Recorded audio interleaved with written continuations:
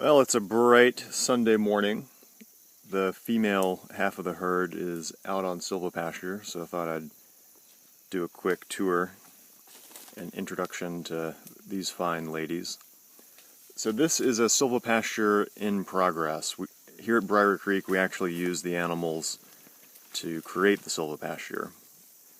So this is an area of pine forest that we've hand-thinned, mainly trimming back hardwoods and deciduous plants, but also taking out Virginia pine and red cedar and some of the early successional trees that were kind of fading out. Then we let the animals come through and eat everything they can reach, and they do eat everything. These are East Frisian sheep eating tulip poplar trees and honeysuckle, and they were getting fat off of that all summer. So if that breed of sheep can do it, then any can. They learned the habits from the goats, and of course the sheep taught the goats different things they could eat too, especially grass. Goats are thought of as foragers who browse on woody plants, and sheep are thought of as foragers who like to graze on forbs and grasses and that kind of thing. But the truth is they can both subsist on either. A lot of it's just cultural. They need an opportunity to see other animals eating other things and then pick up that habit. So the sheep have picked up a lot of goat habits, and the goats have picked up a lot of sheep habits, and that's one reason it's great to run them together. So we'll keep walking past these ladies here, catch up with a few of the goats.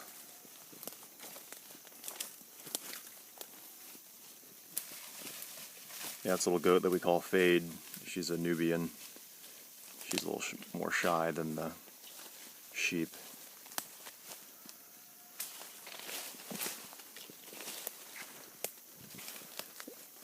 All right, now they're actually grazing in a little patch of poison ivy too. They do all eat poison ivy, which I'm grateful for. Unfortunately, they get it all over them, and so when you touch them, you can get a rash. So I just get used to having poison ivy rash pretty much all throughout the growing season.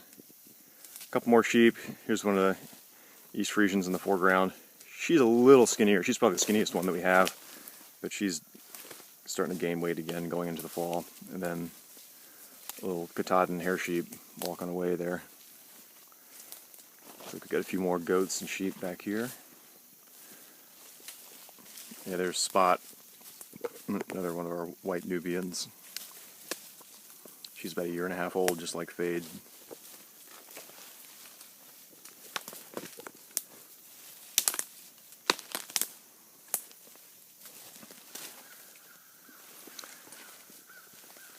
Yes, they're all pretty into this. They love everything they have to eat here. There's hardly anything out here they won't eat. They even eat the cherry trees and do fine on that. I'm careful not to let them eat wilted cherry, but they'll eat pokeweed. I think they figured out that mountain laurel is poisonous. I've seen them nibble on it, but not really go back to it. But fortunately, we don't have a whole lot of that out here. But otherwise, there's really nothing out here that'll hurt them, and they do a really good job of cleaning it up. Later on, I'll show some areas, what they look like after they've grazed them or foraged them off really hard. They've really just started in here, so it's still pretty thick. Yeah, they'll cruise around most of the morning foraging, and then later on, when it heats up, they'll lie down in the shade and ruminate for a while, and then when it cools off late afternoon, they'll go back out again. Yeah, this is Ivy. She's the mama Nubian goat, the mother to the other two we just saw. We've had her for a couple years now. Yeah, then they'll come out and forage a little more in the evening when it cools off, and then I'll take them back up and put them in the pen for the night, give them their grain ration. This is flushing season, so we want them all to be in perfect shape for breeding coming up in another month, so they get a little bit of a grain ration. So they're out here every other day, and then on the off days they're in the hay pen where they get all you can eat locally grown hay. and on those days the males are out on silvopasture. We're not set up yet so that we can have both of them out at the same time, but in separate paddocks. Next year we'll probably have enough equipment to do that. So for now we separate them, temporarily by having one group out one day and the other group out the next day. And then on days they're not out, they get hay. During the growing season, when nobody's breeding, they're all together during the summer. And then starting November 1st, we'll put them into breeding groups for at least 2 estrus cycles. So for now, it's same-sex only on the silvopasture. So this is a good way to get it started, just hand thinning and running them through, letting them start to clean things up. This is a lot more economical than some of the other methods being used out there, such as the environmental shredders and what we like to call ecosystem chippers, where they'd come through and chip everything up and immediately spend a lot of money planting forages and grasses. I think this is healthier. They get a wide variety of things.